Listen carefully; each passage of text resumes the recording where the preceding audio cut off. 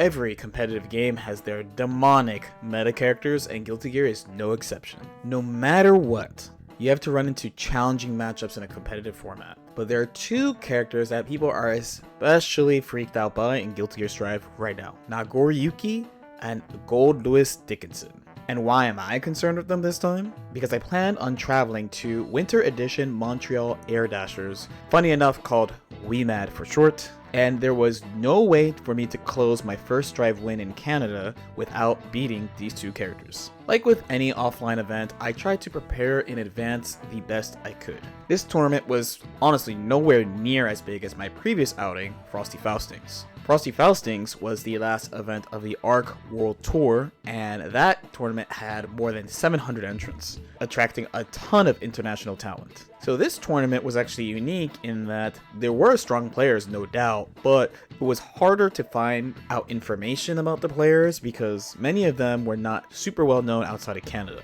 Like other fighting game tournaments, I would have to go through a pools phase, a semifinals phase, and a finals phase. And like Frosty Faustings, the entire tournament was being held in one day, so endurance was going to be a factor here. You might be like, endurance? It's a video game tournament. But Guilty Gear Strive is a pretty stressful game. I personally, if I played my main Biken non-stop for about like an hour and a half to 2 hours, get like legitimately tired.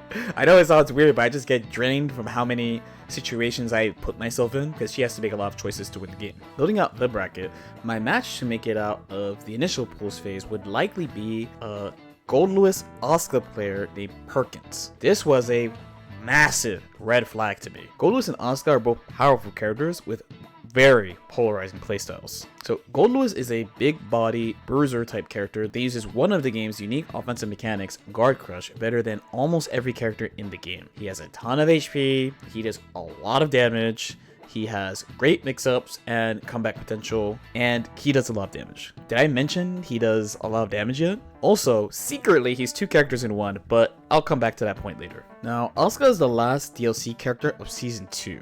He's a little hard to describe because he's kind of unique, but essentially, if you wanted to make it really simple, he's like a zoner that has good offense, which is pretty common in Guilty Gear. The main twist comes from his character-specific resources, so he has two. One is that purple bar on the bottom right above his meter. So that's his mana gauge, and next to that are 4 slots where his spells go, which Asuka players call his hand. So the combination of these two mechanics makes it so that he can fire out special moves at a very high speed, but each spell uses a different amount of his mana bar. So in order to make it so that he could keep using his spells, he has to either do a slow manual mana recovery, one that costs your meter, or one that uses his HP. The HP one recovering mana the fastest. It's an interesting concept for sure, but when all the pieces come together, you get situations that can happen like this one.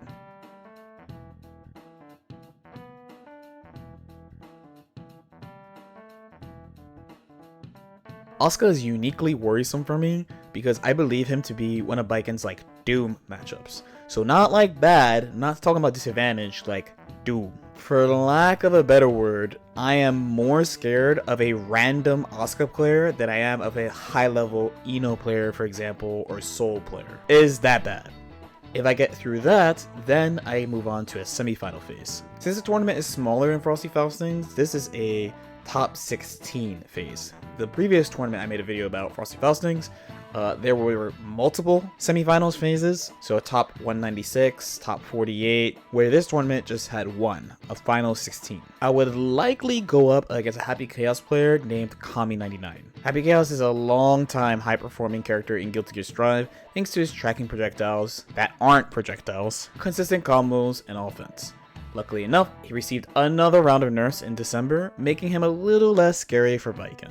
From there, the final 8 could have some variety based on what happened in other pools and other top 16 matches. I decided to save preparing for the top 8 bracket for after the top 16, whatever happened. So with my preparation over, I woke up early Saturday, hit the gym, and got ready for my pool. So since my seeding was high, I actually started in round 2 against a Kai player named Retro Master. Kai's an all-rounder type who plays the 4 phases of the game really well, but doesn't necessarily excel at any of them. If you don't know, this would be the neutral game, offense, defense, and knockdown situations. Because he's so good at playing at ranges that Potemkin can't reach him with her big moves, one really important countermeasure to fighting Kai is just running at them, especially if you haven't played the Kai player before. Dashing and blocking in Guilty Gear is especially strong, and to be honest, is one of the major roadblocks intermediate players run into in Guilty Gear Strive. It's strong because even some of the strongest pokes in the game are disadvantaged on block, so if a player doesn't know how to deal with somebody just running into their negative buttons, it can be really annoying to deal with. If I don't handle this well, then I give Kai players a huge advantage, giving him way more control over the screen. He's going to not only build more meter than me, because him just doing fireballs, running at you and poking all builds him a bunch of meter, but I'm also not going to be able to know what type of choices my opponents make because Potemkin doesn't really make choices here. She makes choices here and of course here. So thanks to using dash blocking well, my opponent was not ready for me to use it effectively and I ended up winning that set 3-0. After this, I had to play against a Nagoriyuki player named, YouTube, please don't demonetize this video. Thank you. Not gonna lie, when I ran into Nagoriyuki this early in the bracket, I let out a lightly frustrated sigh. Nagoriyuki is one of this game's demons, and is definitely one of the best performing characters in the game. His neutral and offense are especially strong, and while his defense isn't good in like an obvious way, he has a ton of health, so he's hard to take down, despite a nerf to him that situationally gives him less HP. I said this in the beginning of the video, but I do really want to emphasize this. Fighting top tiers is like a very common, normal, and totally understandable part of competitive play. I mean, everyone's trying to win. The thing is, Nago is unique in how incredibly difficult it is to actually prepare to fight the character. So Nagoriyuki's offense is very flexible, so there's a lot of points where the defender can interact, but he has a counter to. So for example, here are some things he could do off his crouching kick, 2K. So 1, he can command grab you, and then 2, he has the option to do close slash after, which would leave him advantageous and is designed to chase like backdashing and jumps.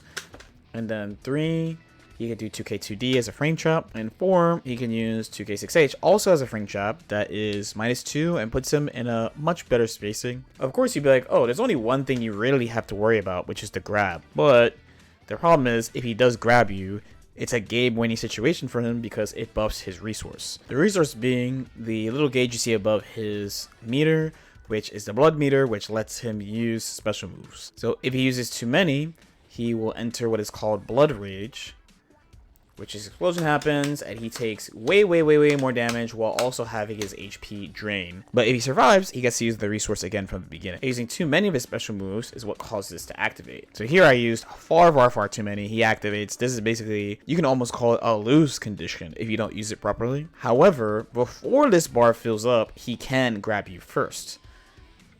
The grab actually stops the meter going up and it starts going down. And once it goes down, he can literally just do it again for a while before the meter starts going up. So getting grab is how you lose to him, actually. He really forces you to choose to do things, and everything he does has some gaps in there. So there are options, but if you pick the wrong thing, he's going to do a ton of damage to you. Not to mention, he has the most annoying new system mechanic, White Wild Assault, which gives him an invincible poke that is also advantageous. It's not immediately invincible, but it's pretty fast and covers a large distance. And he already has other special moves that go really far that are either instant or just really hard to deal with. Unlike some characters where once you get a lot of experience against a character, you're pretty set against the majority of players, Nago is unique in that, honestly, it's kind of funny because I said this about Asuka before, but that's just for Potemkin uniquely.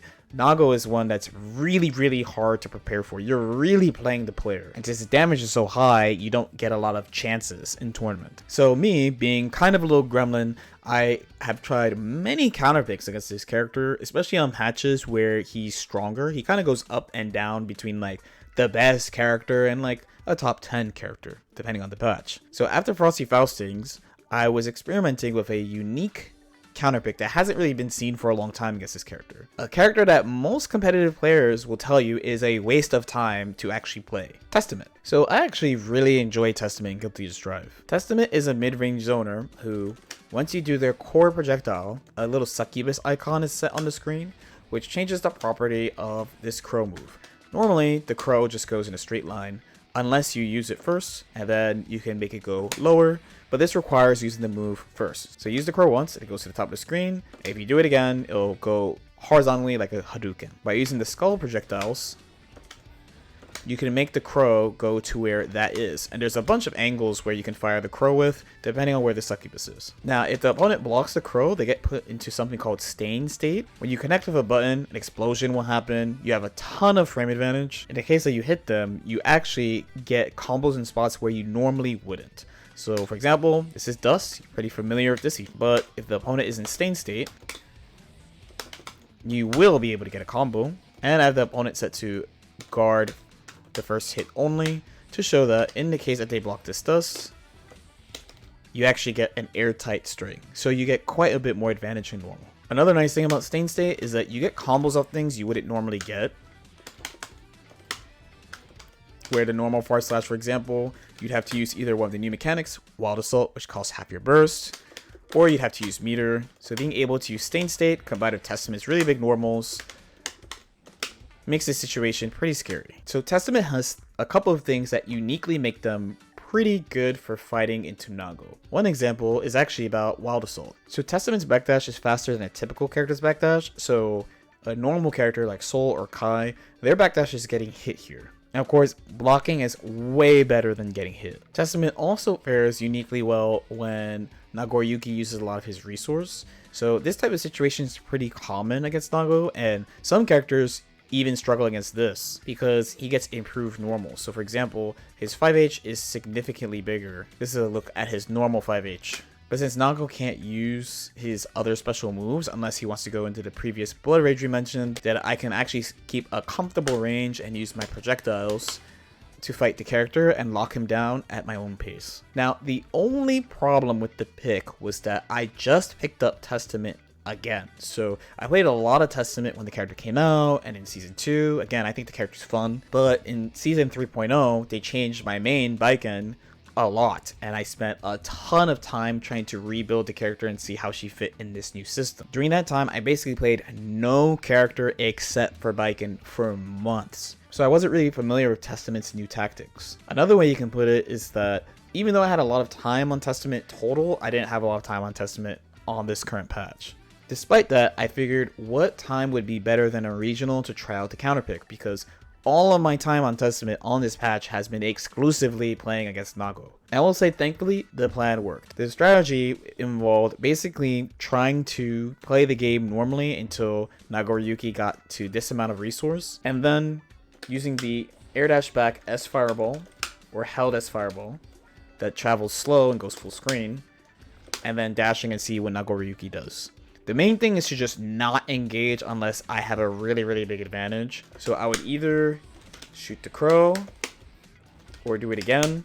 And depending on how my opponent would respond, I would sneak in the tracking projectile, another crow, and slowly walk the character to the corner. My opponent was really not prepared for this. Most people are not ready to fight unusual or non-meta characters. And even though it took a long time, it was a long 3-0. So after that, I had to play my projected match, which was Perkins, the Goldlewis Asuka player that I was worried about. I will say, when I saw his cursor go to Asuka, I let out another frustrated sigh. I did anticipate him to play Asuka because Asuka should be a better matchup versus Baiken than Goldlewis, but this matchup is very uniquely frustrating. So the big issue with this matchup comes from Burst. So in my opinion, Burst is the mechanic that allows characters to be even stronger than in normal fighting games. And this is what lets the characters be so unique and so polarizing. Actually, something I think that's really good about Guilty Gear is that most people who invest in the game don't like all the characters.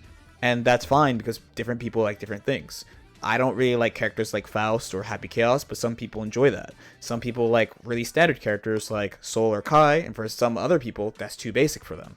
That's what makes the game really uniquely interesting to me. Problem in this match comes from Burst knocking down in this game. It kind of depends on the Arxis game, whether or not the burst knocked down or not, but if you think about it, you could see how burst knocking down can be a problem in any fighting game with this mechanic. So here's the issue. If he bursts me, then he gets to set up his game plan at his own pace. But that's kind of expected. Burst is used to reverse situations. You don't get it very often. It's an expensive resource to use in this game. Burst knocks down in this game, and because of that, it benefits characters that can zone, like Happy Chaos, set up a unique advantageous situation, like, let's say, Faust, or characters that are really fast, like Chip. Did you notice something though? Nowhere did I actually say the type of character Baiken is. Baiken is kind of like a mid-range defensive style character that plays offense, defense, and knockdown. So when I burst him, he also gets to set up his game plan. Baiken's burst is more of a neutral reset than something that lets her set up some type of game plan or offense or anything like that. So when I burst him, he gets to set up his game plan, but then when he bursts me, he also gets to set up his game plan. And needless to say, on top of the other haha funny moments that he has, this is not a fun matchup to play normally, and it's not a fun matchup in tournament. Also, just because of the nature of the character, he just builds moves incredibly quickly.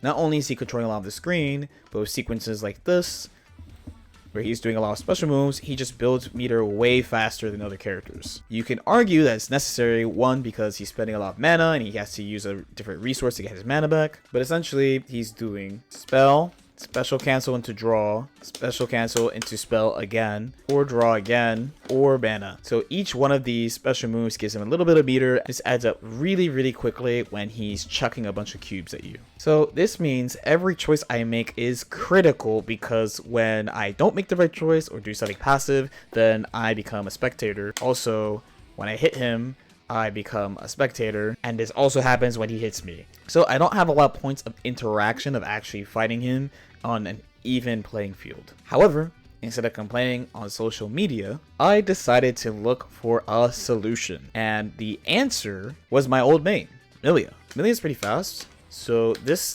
issue of him being able to cast a spell when I burst him pretty much does not exist. She's also just more mobile than other characters, so she's able to maneuver around his spells in a unique way, even when you don't really know what to do. It's not all sunshine and rainbows, however, because Milia's block strings are not as strong as her mix-ups and mobility, so actually locking him down was really hard because he can counter by casting a spell, which means he can just, once again, make you a spectator. Her new move actually really helps her disengage or gamble, but at the time of this tournament at the end of February, she did not have it. Blocking a spell from Asuka is incredibly punishing, so not having a character that can maintain offense for an extended period of time against him is pretty stressful. Not gonna lie, the entire set, all I was thinking was, I have to hit him. I can't catch him blocking. Thankfully, it did work out though, and I closed this set 3-1. And with that, I move on to the semi-final phase, top 16.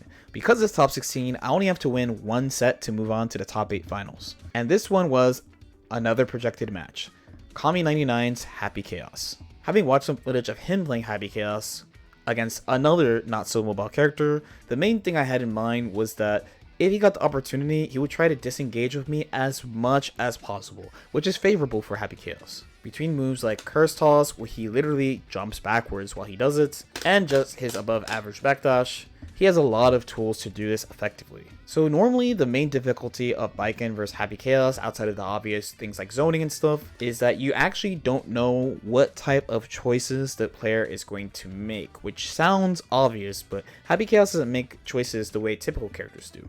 The majority of Happy Chaos players' decision making is based around their resource more than anything else, because of how much screen he controls, just by having this cool, super well designed move called Steady Aim that tracks from pretty much everywhere. But in this set, I had a pretty decent idea of what type of choices my opponent would make. So my thought was, the main thing I need to keep in mind is that I need to always chase if I have the opportunity to, and not hesitate. What type of chasing situations, you might ask? Think about keeping Happy Chaos in the corner. So for example, I would want to assume they would escape like this, rather than picking a more safe option like dash blocking. But you know, in the past, I used to say you never know how a specific person would actually play against you. It's a bit of an old story, but while I was playing Dragon Ball FighterZ as my main game, I went to a tournament called Ultimate Fighting Arena 2019, UFA, one of the biggest tournaments in France. In my pool, I had to play one of the best French players at the time, but he wasn't really well known yet outside of Europe, a player named Kaiden. A young player playing a unique team of Android 18 and Cooler. If you watch like major tournaments of fighting games, they'll broadcast a lot of tournaments, but there's famously a lot of really good sets that get played off stream. So I played him off stream, never heard of him before. I just played my normal game and I won 2-1. The Paris Dragon Ball community was shocked that I beat him. You know, I never clear the LK's mid allegations, no matter what I do, right? But he was one of their rising new stars, and it was a legit surprise to them. At the end of the season, I actually had to play him again at the Dragon Ball FighterZ LCQ, which is also in Paris. The difference? Beforehand, another really good Dragon Ball player told me, man, you know, Kaiden is really good, but when he gets nervous, he starts super dashing like crazy. So if you have to play him, you should just camp and just wait for him to super dash at you and use 2H. Super Dash probably being the most iconic mechanic in Dragon Ball that lets people fly it from anywhere, but it loses to anti-airs. So what did I do? All I did that set was look for Super Dash. And surprise, he didn't do any bad Super Dashes the whole set. He only did tricky, hard to react Super Dashes in neutral. I lose 2-0. This has happened to me plenty of times over my career, but it's why I'm so character focused in games rather than like player focused, because if you get to a high enough level against a character, you should be basically fine against anybody and you just adapt to the opponent that's in front of you. So I still have a crumb of that, even though I watched Kami99 play beforehand. But the good news is he was definitely committed to the bit. After dropping game 1 because I didn't chase him, I started to exclusively chase him, leading me to close that set 3-1. Winning that set put me in top 8 winner side, so I was feeling pretty good about myself that day. Finals, as usual, were on stream, except this time it was on my stream, because I was trying to help the tournament just get more eyes on it, and it's something I'm trying to do this year with a lot of events, like Low Tide City coming up in May, which I am attending, and I am streaming. And my first opponent in top 8 would be a Potemkin player named Busta Rhymes. So Potemkin is a uniquely slow matchup in that he actually has all the buttons to fight Baiken, so instead of challenging him and giving him easy access to his win condition, I stay in a range just at the tip of my H combo where his 5H would hit me if I actually used the move, and just establish myself from there, with the goal being to give him as little free hits and as little meter as possible. Actually, fighting Potemkin is really difficult for Baiken, but thankfully Potemkin is not a mobile character, so you don't have to fight him on his terms. You can make him fight on your own terms, so that's the main strategy I'm going to be going for here. Potemkin also has some of the most HP in the game. Typically, he's considered to have the most HP besides certain unique things like Asuka, when he has mana, has the most HP, but when he doesn't have mana, he has the least. Or Giovanna, when she has 100 meter, has the same HP as him. Nago only has like 1 HP point less than Potemkin. But the main thing this means is that he can take a lot of beating before he actually dies, and you usually should expect him to maybe, depending on the character, get multiple bursts back, or also at least have one chance of having meter, and Potemkin is extremely strong with meter. On top of that, even though he's not mobile, he does have White Wild Assault also, and he can kill characters really quickly because Potemkin Buster does a lot of damage. In mid-screen, Potemkin Buster is not really that special, besides the fact it does a lot of damage, but in the corner, it's actually really, really strong. So you'll see a uniquely slow game plan from me here of me just trying. It's gonna sound silly.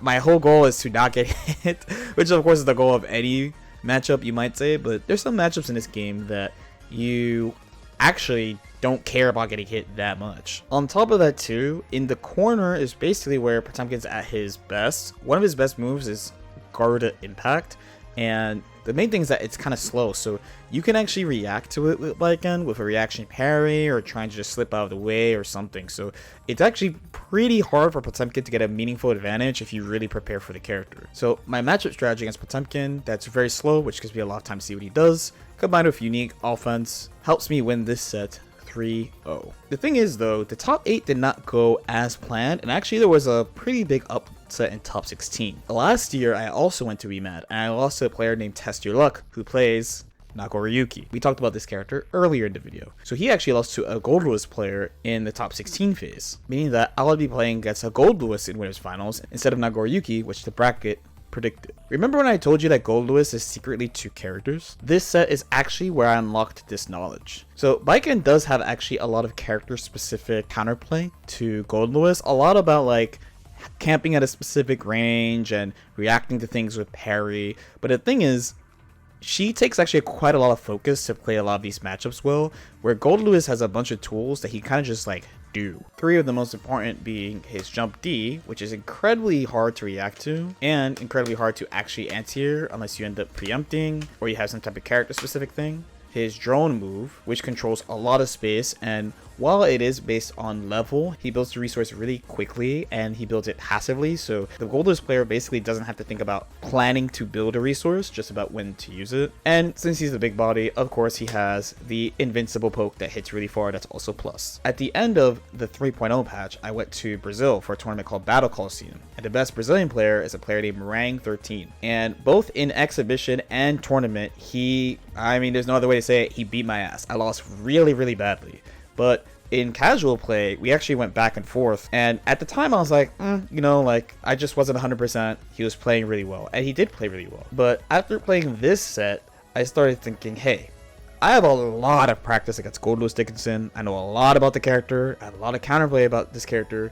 But I actually think one of the most important things about him is that despite all this preparation, there was one thing I just did not understand, which was that because of these core tools that Goldlewis has, and everyone's nervous in tournament, that the things that he tends to want to do have so much return that I have to actually not focus too much on my strategy around like reacting to certain things and position myself a certain way, and just treat him like he's a different character. I jokingly call it the difference between playing a Goldlewis player and a Dickinson player. Not being prepared for this fact at this point, I get mauled in a matchup that, again, I consider myself to be pretty good at. Just laughing, even though on the inside, all I feel is rage. I walk off stage and lose 3-0. At this point, I reach out to my training partners. I'm like, did any of you just watch this set I just played?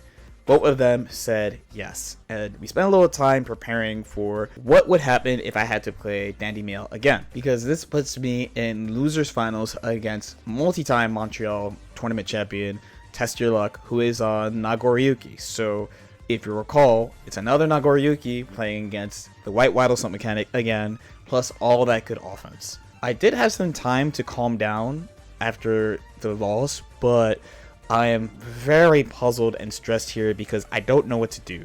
Baiken vs Nagoriyuki got better compared to 3.0, where I thought it was a Doom matchup. In this patch, it's okay maybe, but I want to play Testament because I'm pretty sure I could beat Test Your Luck with Testament, but also I'm like, I'm not ready. But then also I'm like, isn't this the time to do it? So after a little stress, I decide, yes, let's try Testament versus Nago. My gamble here is that I know this match better than he does. It's not that reliable though, because again, I don't have a lot of time on the character. And since I'm not playing Baiken, I don't have the unique advantage of being able to interact with Nago's offense at a lot of points. The main thing I have is backdash and being able to mash under things because Testament's 2k low profiles under things, and the first round doesn't go well. But round 2, I start turning it around, and sometimes you have rounds in Guilty Gear where you just get mauled and you have to just kind of shake it off. Despite a pretty decent round 2, in round 3, while I'm starting with a good lead, we call Nago the inevitable one for a reason. I misjudge an anti-air situation, he gets a ton of resource back and breaks the wall. This is pretty bad for me, because now he's going to have access to special moves pretty soon. But despite having a little advantage, I don't really clutch, and he gets me with the Nago 50-50 to win game 1. And now once again, I'm extremely stressed. I'm definitely frustrated. Nago is uniquely just really stressful to play against. There's not that many characters I've played in tournaments that are like him, and on top of that, like unlike a lot of other fighting games I've played, I don't play top tiers in this game. Baiken is maybe a mid tier depending on who you talk to. Some people think she's like bad. I don't think so though. So I'm visibly stressed. I go back to character select screen and I go straight to Baiken, which is actually breaking one of my own personal rules of you stick to the counterpick. Here, again, one of the things I think is most important is that I know this matchup better than he does, is the main thing I'm going for, and I can kill very quickly. The main thing is I have to endure defense, which is pretty rough, but since I study defense all the time, I'm like, at least I can reverse situations. The set is a tense back and forth. The thing is, I won my first game on Baiken, so now I was thinking, man, if I just started at Baiken, I wouldn't be down a game. Any disadvantage against Nago is a major one, because this character is just really made to make the most out of his opportunities, and he can create them when he wants. We say he's inevitable for a reason too. Even having a life lead against his character doesn't matter really, because he can kill you really quickly, he does a lot of damage, and again, he's really explosive. And Baiken is supposed to be like the defensive mid-range character, but Nago does it better than her, so I have to overextend in spots where I would not normally. But I do get a couple of lucky breaks on some mismanagement of blood, but he makes a comeback on me in game 4, so I have to play, essentially, this is how tournament brain works, a first to one against a Nagoriyuki player, so I'm stressed. That being said, I remember that I have to stay confident in my choices. Starting with a big white wall or so, I reverse the situation with burst, but he's uniquely hard to anti-air because his JS just reaches so far and Baiken's not that fast. And with meter, she's one of the only characters I can play against his far/3, and I force him to stay close to me in a range where I can actually combo him if I hit him. Taking advantage of Baiken's tether means I get a punish that I don't normally get in normal situations. He reverses the situation with throw, but since I have meter, I challenged by doing a delayed jump against his throw and take round number 1. In round 2, last game, I chase again and we get a pretty big trade that's kind of good for me because of how much resources he used. Plus, he tried to poke with the invincible poke, so now he doesn't have a burst available. But unfortunately, due to a misinput error, I did Tatami the wrong way, and he corners me. He has meter, so he's baiting my parry, and he gets a grab. In my head, I'm like, this round is flush, and he gets another grab. But he drops a combo. Going for the kill is 50-50s. I actually slam throw standing, but I forget that he used way too much resource. He uses Blood Rage.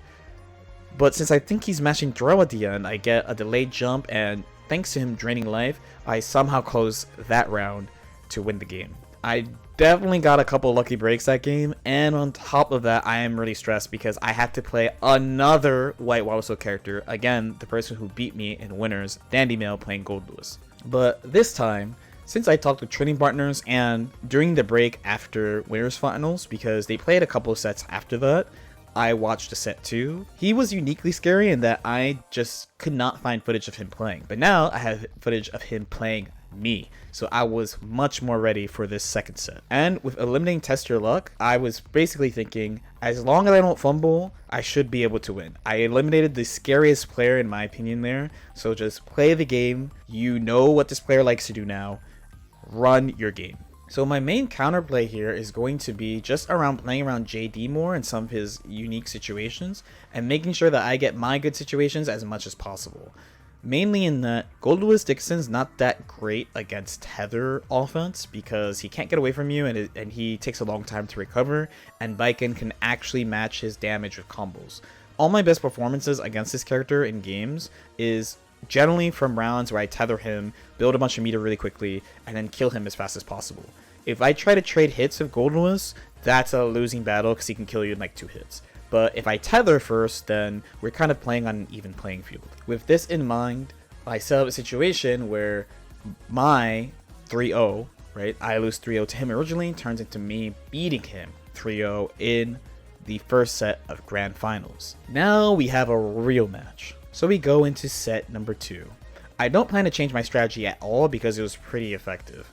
It is pretty annoying that Goldlewis has all these like hard to react things and things that cover neutral space while he runs behind it, but as long as I maintain the plan and get resource, it should be fine and I could exploit his weaknesses like his backdash and his height. Normally his HP is also a big factor too, but Baiken uniquely does a lot of damage when she does get the combo, so I can kill him in 3 or 2 hits depending on how the round goes. You see it too, I really try to maintain a situation where I can react to a lot of things either by beating him air vs air or reacting to him whipping something on the ground into a combo. On top of that, a lot of the things that I do either have like technical implications or it's hard in like a weird way, so people aren't really familiar with seeing it or dealing with it. So me getting a hit on him is very, very meaningful. Of course, Goldlewis also has this aspect, but I already played him in 2 sets, so now I'm pretty familiar with a lot of the stuff that he does, and I'm able to reference a lot of my Goldlewis experience where it's all pretty hard to get good Baiken experience. That being said, I am remembering it is still Dickinson, so I'm making sure that I stick with my plan. A small important note to keep in mind against any big body character in this game, Goldlewis, Nagoriyuki, Potemkin, is that if you win round 1, you should try to avoid using your burst in round 2, especially in a competitive setting.